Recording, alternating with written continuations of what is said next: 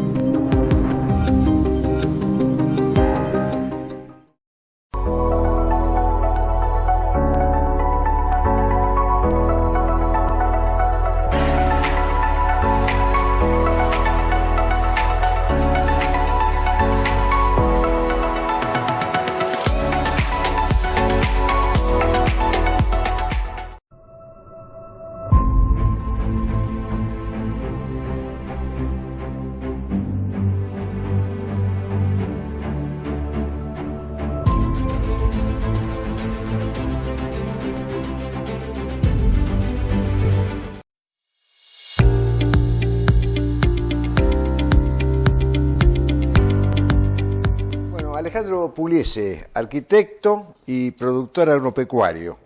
Bienvenido, muchas gracias por visitarnos. Gracias, Juan. Bueno, antes de empezar con preguntas, me gustaría conocer un poco de tu actividad como en el campo, porque sos arquitecto, nada que ver con esto, y sin embargo estás dedicado en tu campo. Contanos un poquito, resumidamente, dónde estás, cuántas hectáreas tenés, qué es lo que cosechás, etcétera. Mi vida estuvo siempre relacionada con el campo. Mis padres son del interior, mi mamá es de Córdoba, de un pueblito, mi papá de Arequito era. Bueno, Arequito, es que es importante, Arequito, de la Sole. Es muy lindo pueblo, el pueblo de la Sole, sí, un pueblo lindo de alrededor de 10.000 habitantes, que se mueve mucho más cuando hay una buena cosecha, obviamente, hay más movimiento, más como todos los pueblitos del interior, y eso tiene que ver mucho con el clima, con las condiciones. Bueno, lo mío como productor agropecuario es por herencia, como gran parte de los pequeños productores agropecuarios, que un día mi viejo me dijo: ¿a vos te gusta el campo? Yo no lo quiero vender para que ustedes lo tengan, lo disfruten, a mí y a mis hermanas. Mis dos hermanas.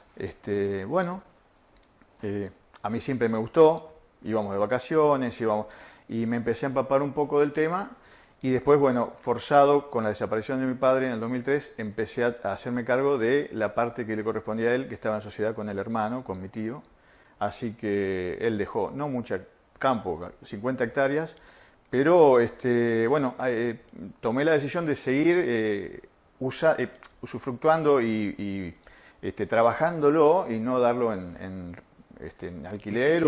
¿Y qué cosechan? Bueno, la zona del sur de Santa Fe no es triguera por excelencia, pero se hace trigo también. Se está haciendo trigo porque ayuda un poco el precio ahora. Y se hace trigo, soja. Arequito es el centro sojero del país, así está catalogado. Ah, mira qué interesante. Se hace trigo, soja, maíz, en algunos casos sorgo. El trigo, cebada, avena en invierno, maíz, soja o sorgo en verano, que es la cosecha gruesa, digamos, lo que se llama cosecha gruesa. Y hay que ir rotándolo, ayudándolo al campo y a la tierra para que no pierda tanto nutriente y para que siga rindiendo. Claro. Ahora, cuando hablamos del campo, que es obviamente el motor de la economía argentina, ¿no? Porque 6 de cada 10 dólares que entra provienen de allí, Sí. la generación de trabajo, porque muchas veces se desconoce eso, pero creo que no digo que 2 de cada 10 personas Sí. vienen de ahí, ¿no? Sí. Ahora, habría que diferenciar un poco de los pequeños y medianos productores de aquellos, los agroexportadores, qué sé yo, las grandes empresas, que son pocas, ¿no? Sí, sí, hay que diferenciarlo bastante.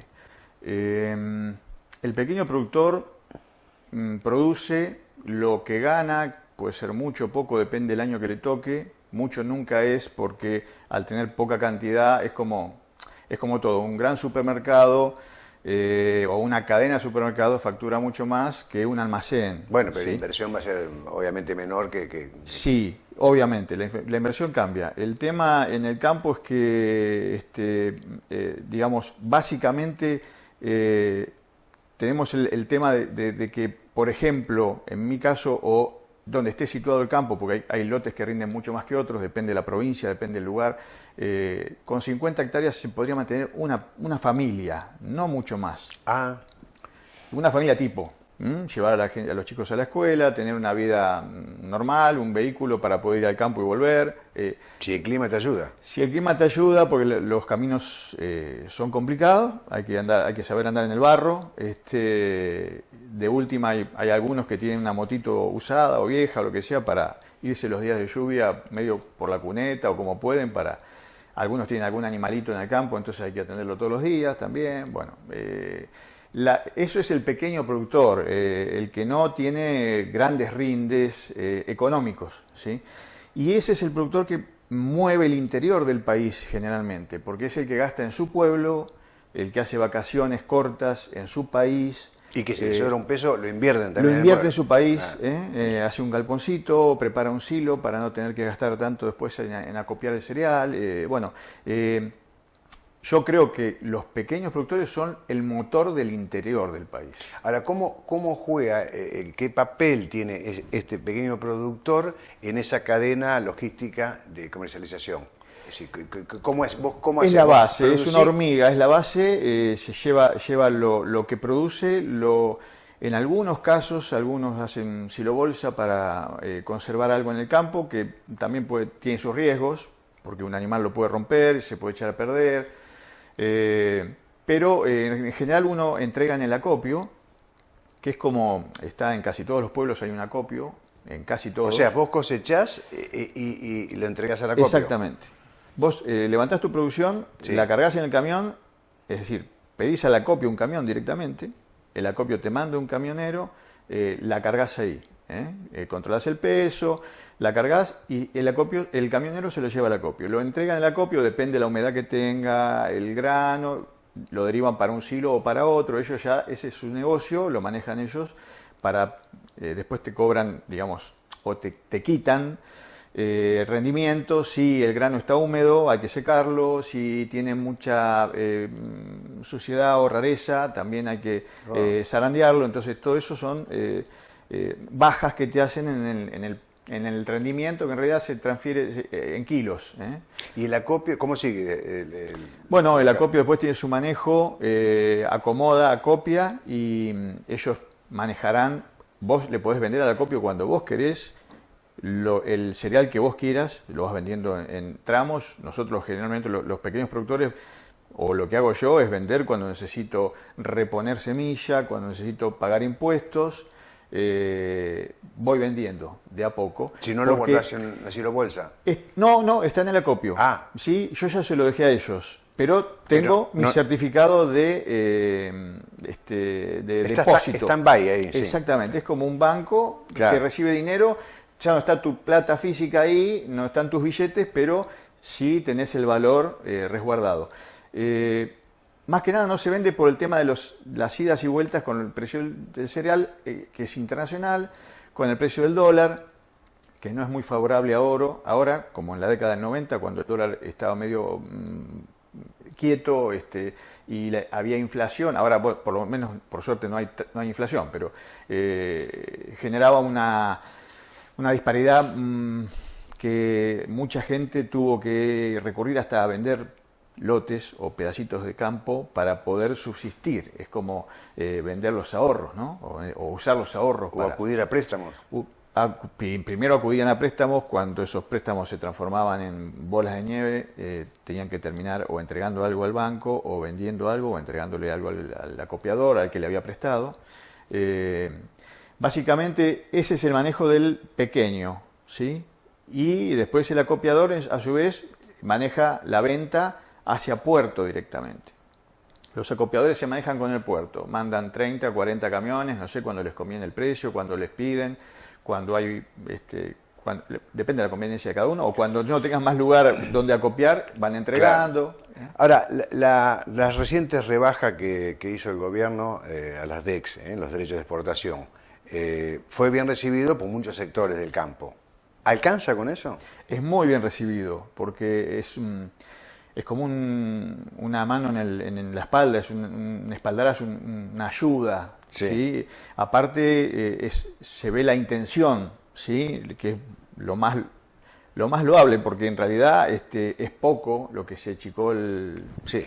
En el caso de la soja, en el caso de, hay algunas producciones regionales que tuvieron mayor quita, pero bueno, en las sojas fue un 6%, 7%, sí. Que es el producto, digamos, clave, ¿no? de la exportación y del rendimiento en el campo, es lo que más rinde generalmente. Igualmente no se puede hacer todos los años soja porque arruinás el suelo, pero hay que ir rotando. Pero bueno, la soja es lo que más rinde, lo que mejor nos viene a los pequeños productores. O sea que es como un incentivo fabuloso. Sí, pero fabuloso. La pregunta es, ¿te alcanza eso para que te rinda? Mirá, la inversión, o se necesita más? Y que no digo que lleguen a cero, pero... No, lo que pasa es que sería bueno que lleguen a cero. Sería bueno que en lo que usan el dinero lo puedan juntar de otro lado, con el movimiento, con el crecimiento de la economía, y no con un impuesto que le quita, digamos, dinero a la gente que está produciendo. Claro. En realidad es una producción que es bastante complicada de hacer porque últimamente hemos tenido años que son muy duros, y nosotros por un año de sequía tenés embargado 2 años ya de buena producción, porque tenés que pagar lo que sacaste a cuenta, la semilla, el gasto de lo que es trilla, siembra, hasta, bueno, a veces te perdonan los impuestos, achican los impuestos, que no llega a cubrir nada de la pérdida, digamos, claro, que genera una sequía importante o una inundación. La inundación igualmente no afecta a todo el campo, siempre es más sectorizado, pero al que le toca lo lastima. Bueno. Además, con esto tenés un socio vos ahí, que es el Estado, que no te pregunta cuánta ganancia tuviste, sino que te lleva ese porcentaje sí o sí. Tal cual. No pregunta, y cuando, aunque vos retires, bueno, yo te voy a contar así más o menos el número, nos cuesta por ahí 17 quintales de soja sembrar la soja. ¿Qué es un quintal? Un quintal son 100 kilos. ¿No? O sea que serían 1.700 kilos de soja lo que te cuesta por hectárea sembrarla, con todos los gastos, la semilla, pagarle al sembrador.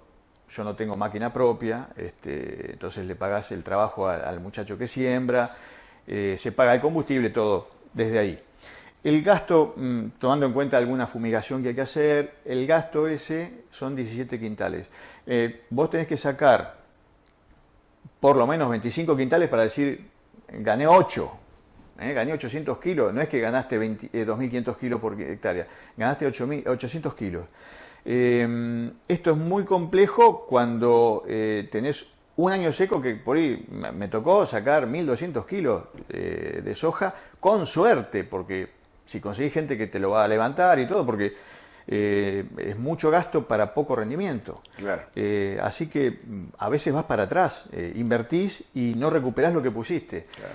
Si te agarran 2 o 3 años así, tu inversión está en peligro. Claro. Y esto es una inversión familiar, no es una inversión, esto es algo, el campo del pequeño productor no es un negocio, es algo que lo trae en el corazón, que lo hace por amor a la tierra y por amor a la familia, y porque viene generalmente heredado, y como pasó en mi caso, y bueno, no es fácil deshacerse tampoco, es doloroso, entonces uno quiere mantenerlo, y aparte uno quiere aportar al país, por supuesto, se pagan impuestos, se paga todo, pero creo que las retenciones son un impuesto confiscatorio más que nada. Que de hecho volvieron a instrumentarse a partir del 2001, ¿no? Porque antes no estaba. Sí, no estaba. No, en el 2000, sí, en el lío del 2001-2002, recuerdo que fue, creo que Duhalde, que en el gobierno de Duhalde. Sí, fue en esa crisis sí, que dijeron... pero nadie se quejó y estuvo perfecto, porque aparte el campo tuvo una ganancia en ese momento, que fue una gran devaluación. Además de los precios internacionales. Por eso, como el precio es internacional, nosotros, digamos, yo recuerdo, yo todavía no había empezado con mi producción, pero con mi trabajo, pero recuerdo en esa época que mi papá venía de poner plata de su bolsillo, de su jubilación y de sus negocios para mantener el campo, y de repente, de golpe y porrazo, pasó el dólar de 1 peso a 4, después bajó a 3 enseguida, hizo un tendal, dejó un montón de gente caída, pero reactivó el campo, porque el campo generó un gran crecimiento en el rendimiento de la soja. En ese momento lo que más importaba era la soja, ¿no? Y el maíz. Y encima eso fue ayudado por la necesidad que tenía en ese momento China, que es un monstruo, ya sabemos, que ocupa el medio planeta y que estaba sedienta de soja. El mayor comprador que tenemos. El mayor comprador que tenemos ahora creo que también sigue siendo obviamente China, pero en ese momento nosotros éramos muy buenos productores, no estaba desarrollado Brasil como gran productor de soja, tampoco Paraguay ni Uruguay, era Argentina o Estados Unidos lo que más largaba soja, y nos vimos muy favorecidos en esos años que vinieron del 2002, 2003 hasta el 2007 más o menos. Claro. Sí, pero después, como siempre, los impuestos se aplican por una emergencia, y después quedan para toda la vida. Quedan. Bueno, esperemos que es lo que dice este gobierno, que quiere eliminarnos definitivamente. Esperemos que sí, yo confío. Recién decías que no tenés la máquina cosechadora o sembradora, no sé. Claro. Ahora, está, entre otras de los cambios que hubo, el permiso para importar máquinas agrícolas usadas. Sí. Que depende del sector. Sí, no sería mi caso porque yo soy muy pequeño productor, entonces sería un costo innecesario o dedicarme de lleno a eso. La gente que tiene máquina generalmente no es para trabajar su propio lote, sino que hacen varios lotes, o sea, cuanto más hectáreas ¿Pero hacen, crees que es beneficioso que se pueda importar usada? Sí, es beneficioso. Porque de repente podés tener, no sé, una cosechadora, un tractor, un poco más de avanzada, ¿no? Sí, a mí igualmente me preocupa un poco la apertura de la importación indiscriminada, porque yo tengo experiencia de lo que pasó en los 90. Tal vez por ahí en ese caso habría que tener un poco más de pie firme y de ir lento y viendo qué pasa y cómo evoluciona el mercado interno. Yo sé que hay gente que se abusa, fabricantes que se abusan, comerciantes que se abusan, pero también hay que ver que hay que ayudar al que en realidad trabaja. Es muy difícil. Claro, viendo que, por ejemplo, muchos sectores de la economía regionales, ¿no? El tomate, la papa, la zanahoria, no sé qué otros más, se quejan porque dicen no podemos competir con los valores que vienen de la importación. Es un tema. Es un tema. Del INTA, del Instituto Nacional de Tecnología Agropecuaria, se habla mucho, todavía no se sabe en qué va a quedar, pero una reestructuración va a haber. ¿Tenés opinión al respecto? No los conozco mucho, pero yo en realidad no me gustaría que desaparezca, obviamente. Sí que en todo caso, no solo el INTA, cualquier institución, cualquier emprendimiento tiene que siempre tratar de optimizarse y mejorar. Eso es indudable. No voy a opinar sobre el INTA porque no los conozco bien, no tengo los datos de ellos, pero sería bueno que optimicen el trabajo, que lo mejoren. Pero que es realmente importante. Es muy importante. Para ustedes muy importante. Lo es. Fundamental. Sí, fundamental. Después, bueno, habrá que ver si nos maneja el sector privado, el Estado. Fundamental. Limpieza de lo que nos sirve. Sí, porque ya sabemos que hay, en todos los casos del Estado hay cobitas raras, pero sí. Es fundamental. En estos días, si no me equivoco, comienza la siembra de maíz. Está por empezar. Sí, está por empezar. Digamos, bueno, que superado ese tema que tuvieron con la famosa chicharrita, pareciera como que se va a producir más, al igual que el sorgo, la cebada, ¿no? ¿Cuáles son tus expectativas al respecto? Sí, ojalá. Yo compré semillas ya de maíz para sembrar un maíz? lotecito, sí. Pero ojalá se haga maíz. El maíz es muy bueno para la tierra también, genera mucho barbecho, le decimos nosotros, que es una planta enorme que después solo le sacás las espigas y digamos, cae todo en la tierra, eso engorda la tierra. O sea que sí, ayuda muchísimo. Es indispensable para la rotación, maíz, sorgo también, podría hacerlo, pero es indispensable para hacer una buena rotación poner maíz, y si los números acompañan, mejor. Si no, en casos en que los números no eran buenos, igualmente había que hacerlo, cada tanto. Claro. Así que bueno, las expectativas... para mí es buena, sí, creo que va a aumentar un poco la cantidad de siembra de maíz este año. Sí, en general se habla de varios cultivos que se va a incrementar, sí. ¿no? Después, bueno, habrá que ver cuánto es el rinde que tiene cada uno para cada productor, ¿no? Y depende del clima que nos toque. Son factores que no dependen, ¿no? No. Además del clima, están los precios internacionales, etcétera. Son aleatorios, sí. Pero... Alejandro, es un gusto hablar con vos, y para ir cerrando, te voy a tirar algo, a ver, sin entrar en cuestiones políticas, ¿no? Pero en algunos sectores, antes se decía... hablaban de la opulencia del campo, de que el campo andaban en 4x4, que compraban departamentos en Miami, etcétera, etcétera. Vos como un pequeño productor, ¿qué podés decir? ¿Cómo sentiste ese...? Yo lo sentí como un desprecio al trabajo del argentino. Poner a todo el mundo dentro de la misma bolsa, y yo me sentí dolido. Por ejemplo, yo no quiero hacer política tampoco, pero me acuerdo de una imagen que me dolió mucho. Yo lo veía en televisión a Moreno cantando e insultando a la gente del campo. Lo vi en un noticiero, no me acuerdo en qué noticiero. Y me dolió tanto porque no tiene sentido, primero, poca persona insultar abiertamente, sí, ¿no? Más allá de la mala educación. No tiene sentido tratar así a gente que no saben bien cómo es su idiosincrasia y el trabajo. El trabajo del pequeño productor es el trabajo general, yo me atrevería a decir que es el que mueve el país. Porque los productores grandes tienen una gran inversión, pero por ahí si se las ven mal pueden tienen espalda salir, claro. O tienen espalda para aguantar, claro. O se van a otro lado. Claro. Nosotros la tierra la queremos y no nos vamos a ir a otro lado. No se vende la tierra, no se entrega la tierra para saldar deudas. La tierra uno la defiende a capa y espada, con la sangre. Y ver a esa gente que nos insultaba me dolió mucho, claro. Me lastimó. Bueno, esperemos que no vuelva a pasar. Ojalá. Alejandro, la verdad que podríamos hablar de muchos temas más, pero bueno, esto es más bien corto, así que no cuando quieras me citas de vuelta. Bueno, muchas gracias. No. Bueno, nosotros nos despedimos hasta el próximo programa.